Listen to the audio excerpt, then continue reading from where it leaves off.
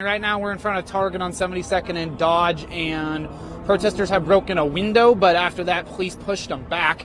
Essentially what happened was I saw protesters heading this direction. I ran over here. A few police officers were already guarding the building. More came along. People started to throw things towards the building. Water bottles, clearly something a little harder than a water bottle, breaking the top right window on Target. From there, police began to frequently spray rubber bullets. People sprinted out of the way, including myself, and then we're able to get a handle on the situation. The worry now is many said they were heading towards Best Buy, which is just to the west of here. So unclear if police are also guarding that building or not. So obviously a very fluid situation. We will do everything we can with your help and you're working with me at how we can further improve police-community relations and relations. I have a question. I have a genuine, calm question. That's what I ask a genuine, calm question. Same thing. I truly am non-violent. I have been a vegetarian, gay, hippie my entire life. I appreciate that. I was standing on 72nd and Dodge at 6:20 at the evening on the sidewalk, non-violently, with arms linked. I asked the officers multiple times what law I was breaking, why freedom of assembly didn't apply, and instead, at point-blank range, I was shot with pepper pellets. I was multiple times beaten with batons, thrown on the ground in the street by 3 officers, not resisting, and I had one put his knee on my back close to my neck as almost like an homage to what has happened to other people. I need you to recognize that the experience we have had has been traumatic. I recognize I need you to speak out on it then. Please condemn Don Klein. Please do something. Make a statement. You have a voice here. That is the point. We don't have a platform. This is the most platform I'll ever get in my life, and it's small. You have a large platform. You've got a platform now in front of the mayor. That's what I'm saying. So this is it. And it's on deaf ears. Listen. Us in Omaha. And I'm here to listen to you. Please tell them they have to tell us what laws we're breaking, what time, or there was no warning. There was no warning. I have never had something like that happen. No, I understand. It was probably. I don't think you do. You weren't there. Curfew is unconstitutional. Hold on. Your individual question. But I will say this: what I saw, it was truly the 3 darkest days I've ever seen in the city of Omaha. It was heartbreaking to see what was going on, and I'm sorry that happened. It's dark every day for Black Americans. Well, but we got to fix it. Right? We need to fix it, and I will guarantee if it can start with me, I'll do everything in my power. I'm telling you that right now. Just condemn him. It's a phrase, man. If you are, that's all it takes. Peacefully marching, I would be happy. We did yesterday. We peacefully The police took a knee with us last night and then gassed us. That's exactly true. You're doing the same thing. You're doing the same thing right now. That's the same thing right now. This is a photo op, y'all. This is a photo op. You guys have to know what you're asking for, and that's not happening right now. That's not happening. I support. It's not happening. I support a peaceful protest. That's what you're doing. I'm out here to tell you that today. And I sorry if I'm doing it wrong. That's no, what I was you're just. not. And I know you're all. You got a lot of emotions, and you feel like you've been betrayed. And I'm here to tell you, whatever I can do to help, I will. Say Black Lives Matter. You could do that right now. Black Lives Matter. Appreciate it. Thank you. Thank you. That might be a good note. I'll go do something. All right. I'll go in and do something. And we will. Okay. All right. Don't leave, y'all. Let's talk. All right. All right. We'll talk soon. Sure. Okay. I promise you that. I appreciate it. Thank you so much. Thank you. Yeah, of course. Thank you. We have opportunities. Where's the guy that was hit? All right. Thank you. Thank you. Sweat it out. Thank you. As that 8 p.m. hour has hit, this protest is now unlawful, and law enforcement has the authority to arrest not only just anyone here at this protest, but anyone outside of their homes tonight across the metro area. We are seeing a very tense moment behind us here. We are going to move in just a little bit closer, keeping our distance. Again, that mandatory curfew just about to hit in the next 30 to 45 seconds here. Large police presence were heard. Omaha Police Department, Nebraska National Guard, and Fremont Police are on scene here. Again, this started as a peaceful protest, and now it has turned some tensions as the air gets closer to that mandatory curfew, which we are now just told is in effect. It is past 8 o'clock, meaning police have the authority to arrest anyone. As you can hear, we are getting warnings now from law enforcement telling protesters to leave. And again, this is quite a tense.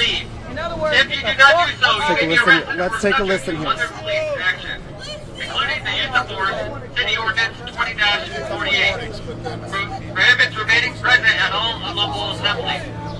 If you refuse to move, you will be arrested. If you refuse to move, you will be arrested. Was his last few words I there. agree. Just Listen leave in here peacefully. again. This is Omaha Police, Nebraska National Guard, and Fremont Police on scene here.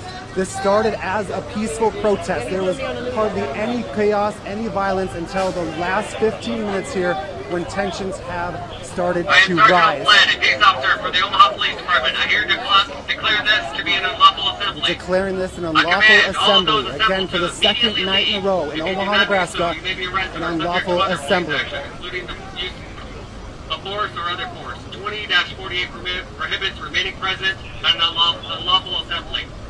Please leave peacefully. Thank you very much.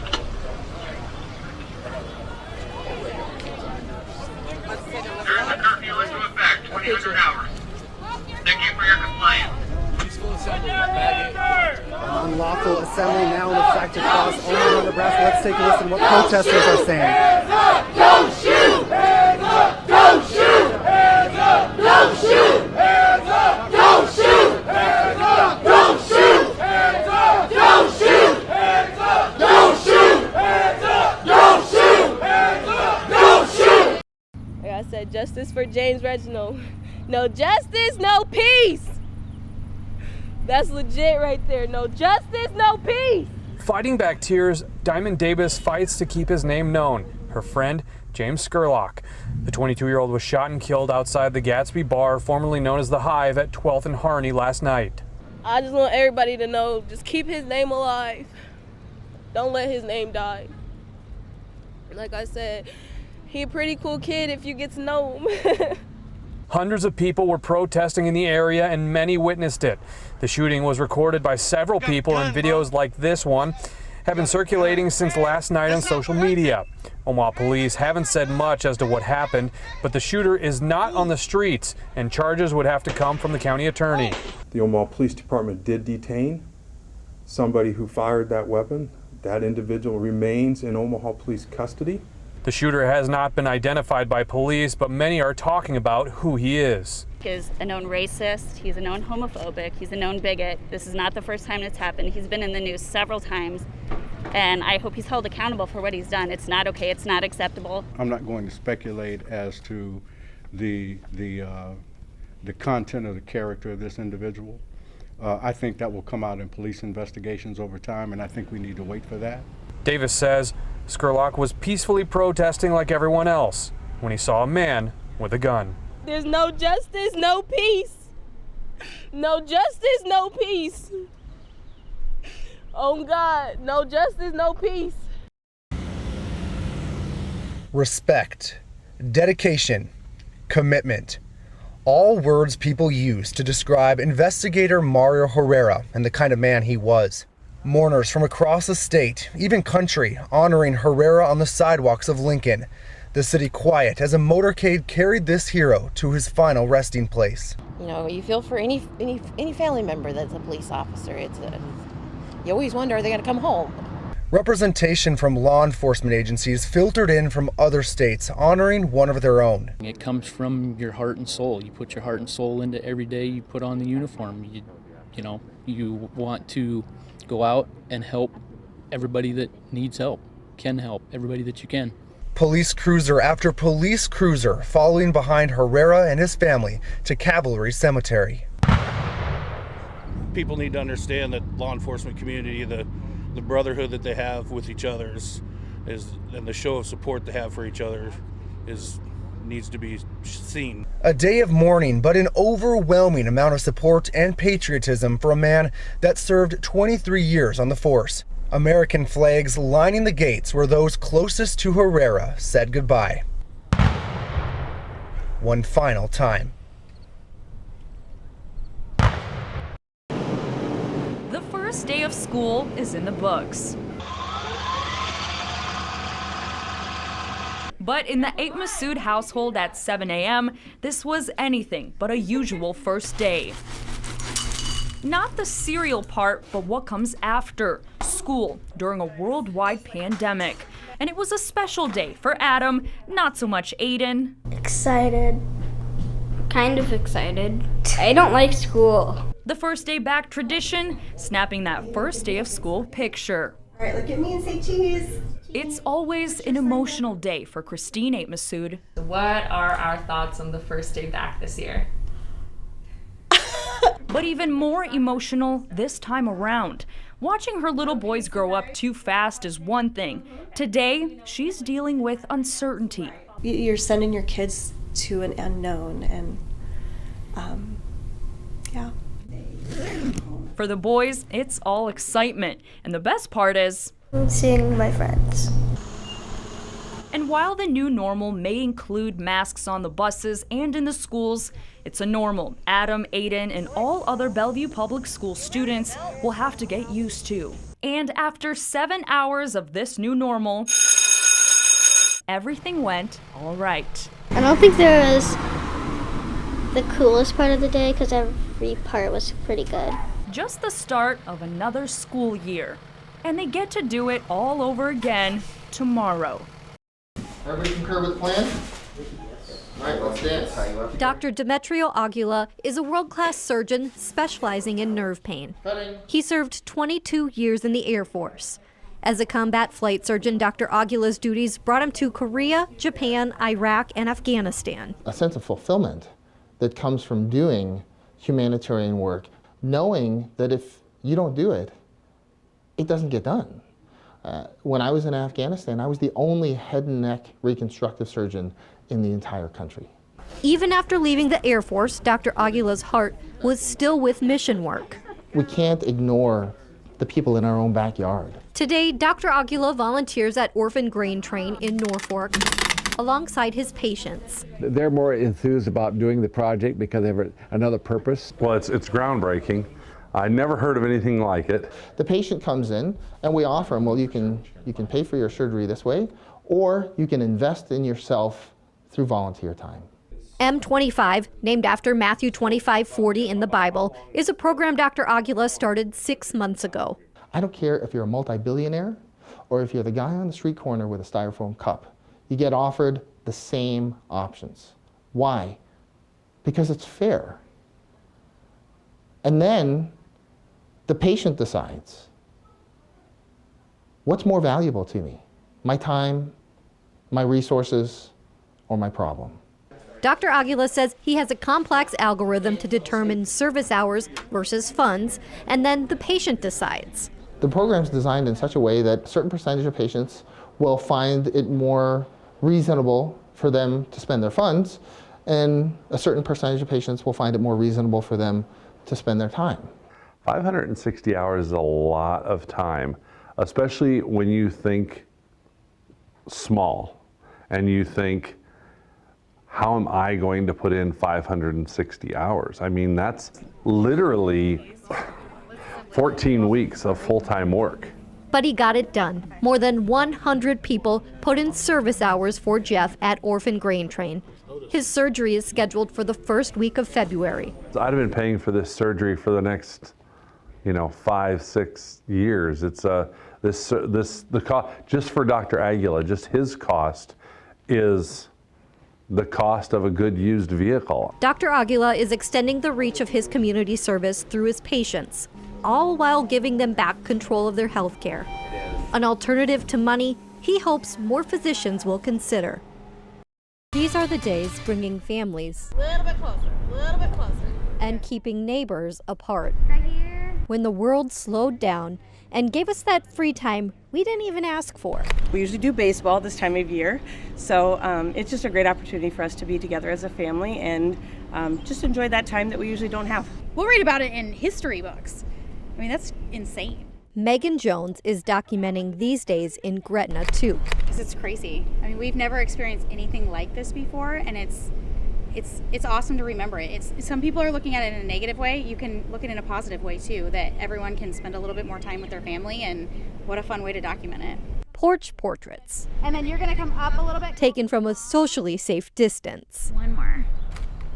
As photographers, we're not really supposed to be working right now, so it keeps, I mean, it is keeping our social media going, and it's getting a lot of FaceTime with, you know, potential clients too. So it'll be awesome in the long run, and it's providing a ton of meals for those kiddos. Jones is donating her time and talents to raise money for kids' lunches in Gretna. A lot of kids depend on those meals to be able to eat at school, and if they don't have those, I mean, they're not going to have school until August.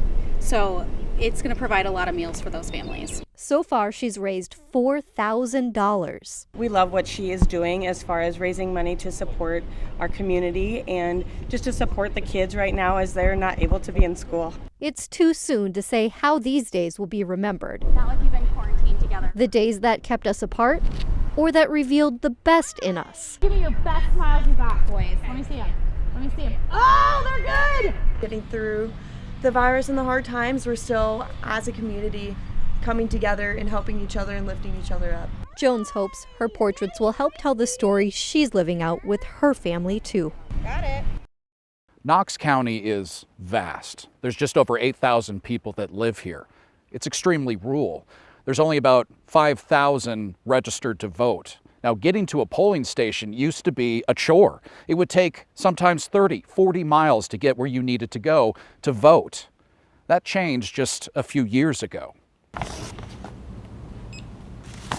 Joanne Fisher is checking signatures of mail-in ballots. I scan that barcode, and what I can do then is I go into the system to compare the signature.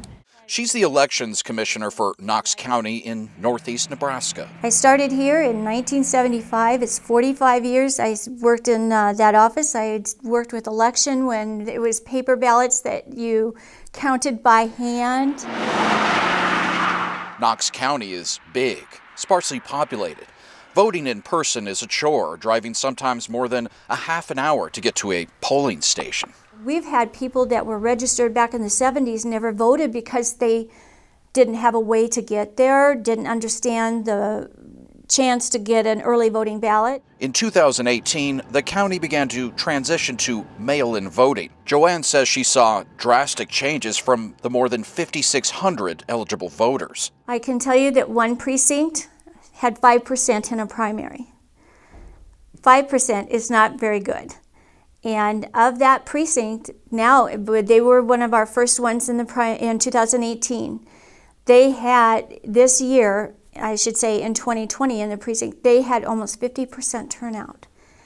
From a 5% to 50% is amazing. She says ballots are coming back quicker, addresses are getting updated. She's never seen such participation before. We had one lady brought her ballot in, knocked on the door to hand it to me and says, "This is the first time I have voted since 1974. And she was so happy that we mailed her a ballot.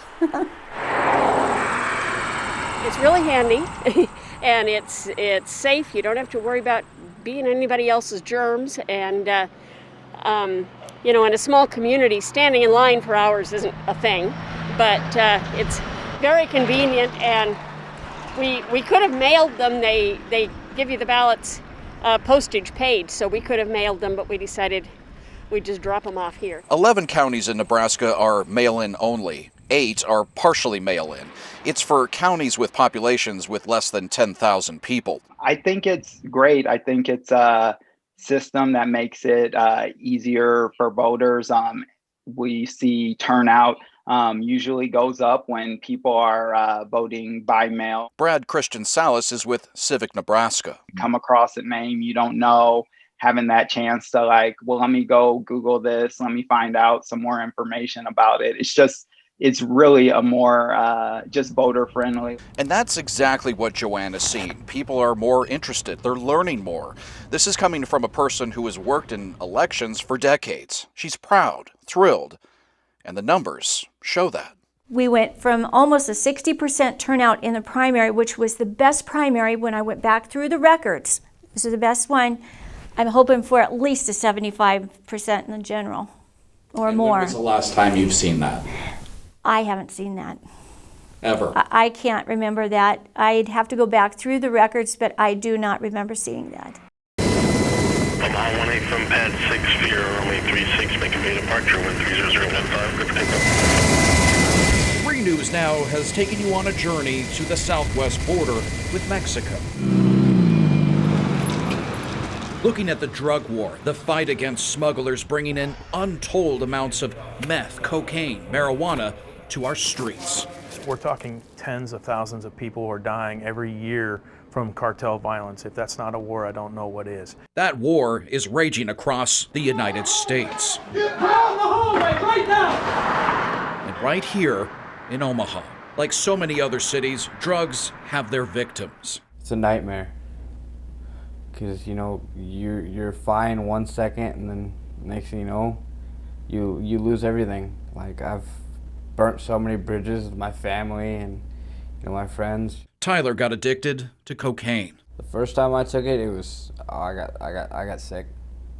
And then, you know, I wanted that rush, you know.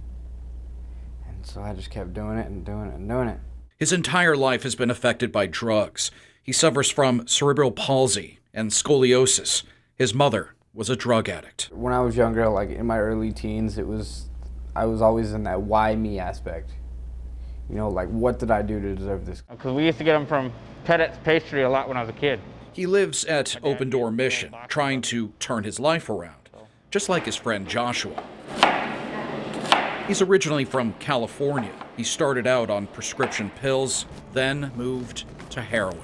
At first, I mean, it was bliss. It was a good thing, you know, because I mean, it was cheaper than pills, and it kept me going on an everyday basis. But I mean, within such a short period of time, I lost everything. Lost all my friends, my family, lost my sense of credibility. I mean, just everything.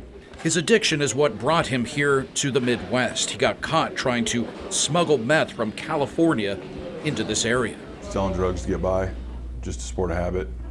I mean, never really made much off it other than just enough drugs to get high and get the next batch. Drugs like meth have been around since the 90s. Small communities in Nebraska like Beatrice were hit hard. One of the things we were seeing was high school kids, young adults who otherwise hadn't been in the drug world would suddenly experimenting with meth and getting methamphetamines and getting addicted. Small communities like Beatrice were perfect breeding grounds for meth labs. Back in the late 90s, early 2000s, domestic production of methamphetamine was a huge problem, especially here in the Midwest. You have all the farming communities. One of the things we found was it was everywhere. And we literally could put out as many investigators as we could afford and buy as much meth from drug dealers as we could because it was everywhere. Beatrice Police Chief Bruce Lang led the fight against meth in his town. Eventually, drug enforcement got tougher across the U.S. Production tapered off in the 2000s, but not without consequences. The Midwest was dealing with 7,000 to 8,000 small toxic labs a year, to now the mega labs that are going down in Mexico that are producing thousands of kilos, developing a higher, purer, more potent product than any domestic lab here could have ever fathomed producing. I have 453 dosage units out of this right here. Stopping the flow is never ending. You kind of put it in perspective. Last year we seized, just the DEA here in Omaha seized 250 pounds of meth, which is a lot of methamphetamine for this region. Years prior, we seized 80 pounds. If you look at the geography of, let's say, Omaha, you have I-29 running north and south, and I-80 running, major pipeline running east and west. Omaha sits right at the crosshairs of those two interstates. On any given day, Interstate 80 here is a pipeline for criminal activity. We've seen 20-year-old college students that are trying to make a little extra cash. We've also seen the 75-year-old retired couple that they're very good at it because they're not the type that you would suspect of being involved in that type of thing. While the drug war rages, so does the fight to help addicts. That brings us back to Tyler. If I don't have something to do, I'll go nuts. And Joshua. The little brother I never wanted. That's my bodyguard. They're trying to return to normal life, helped by those around them at Open Door Mission. I'm pretty positive that I'm going to be able to stay with it this time. I mean, for me, like I've been wanting to get clean for 3 or 4 years now, you know, if not longer. It's just the sickness, it's getting over that. And, you know, now that I'm over it, it's time to just, you know, stick with it, stay clean. I have the greatest group of friends, and I'm so glad I'm here. I've actually decided to stay here because they have apartments upstairs you can rent, so I've decided to stay here and, you know, continue to use the support system that I've built up. Two guys who are survivors. They're reconnecting with family and friends, rebuilding their lives. As for the drug war, it's never ending. Law enforcement are doing their part, but say continued education in our schools or parents teaching their kids about the dangers of drugs are great tools in the arsenal. But at the end of the day, the United States has a nasty habit, an insatiable appetite for drugs. The only way we win this is we got to have people stop wanting it. Say his name! George Floyd! Emotionally charged. They started this. Some peaceful, others wanting chaos. And of course the tear gas and the haze, people running and screaming. I just thought it was going to turn into a worse situation. Rebecca Upaw is at a protest over the murder of George Floyd, being held near 72nd and Dodge Friday night. She says it was peaceful, but got out of hand. I felt like, I got shot with something. And then I was like in complete shock because, it was the police that obviously hit me. She's hit with what she thinks are pepper balls, tear gas. She bears the wounds, the bruising on her arms and legs. And I kind of felt pretty powerless and hopeless because it was like, who do you go to when the police are the ones hurting you? And like, we weren't doing anything. First, my mom gets shot with like this pepper ball thing. She freaks out. She's like trying to find where to go. Monroe is Rebecca's daughter. She says a tear gas canister landed in the basket of her bike. I can't see because of the tear gas. And I can't breathe because it was right next to me. Both feel the cops were heavy-handed. Oh, geez. Trevor Thrasher is with 88 Tactical, but is also a cop with 29 years of experience, more than 30 in the military. We showed him videos 3 News Now shot at protests across the metro. You have to watch the temperament of the crowd. You have to make sure you have a balanced response because you don't want to excite them. But at the same time, you have to have a firm hand when violence occurs against you. In this video, a protester is hit in the head with some type of explosive device fired off by an officer. According to OPD's code of conduct, they're supposed to fire things like tear gas or other projectiles towards the ground, near the rioters or protesters, to, as the police say, target areas of area saturation. That's not what we saw in the video. But they're not trying to land it on top of them if they can avoid it. But again, out of how many hundreds of munitions were used and how many times did somebody get hit right in the head with it? So it's just a law of percentages sometimes. There's this video. Cops approach a crowd sitting on Dodge Friday. You can hear the pepper spray guns going, and you can tell the officer there is not even targeting people. He's shooting around them. And that's just kind of to dust them up with that pepper spray a little bit to encourage them to leave. They're basically just doing what we call like passive resistance right here. So they're going to be treated, kind of with kid gloves. Protests raged Friday, Saturday, and by Sunday, the city had begun a curfew. On Monday, there were more cops than protesters. Some media were caught up in the fray.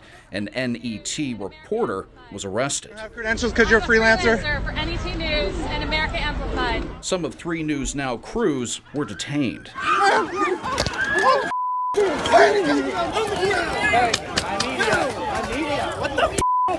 I'm media! Thrasher says when cops are in full riot gear, dealing with hundreds screaming, yelling, throwing things, it could be tough to know who's who. So even if you're saying I'm media, well, I can say I'm Donald Duck. It doesn't mean I'm Donald Duck. And don't be in the middle of the street and make a police line move around you. That's not how it works in this type of situation. When it comes to a large protest or riot, it can be tough on both sides. Yeah, some of the issues here is they were putting gasoline in water bottles and then throwing them towards the officers and then throwing fireworks afterwards. Rocks the size of your fist. For Trevor, he felt Omaha PDs handled themselves well. From what I saw, the officers, they were very controlled. I didn't see them lose emotional control whatsoever. For Rebecca and her daughter, they're traumatized by the experience with police. Yeah, they need to treat people better, Enough black people have died. It needs to be enough. It needs to stop. I mean, I don't know the solution. I know it's not right. There will be a time for police to review their tactics, how all of this was handled, what was done right, and what could be done better.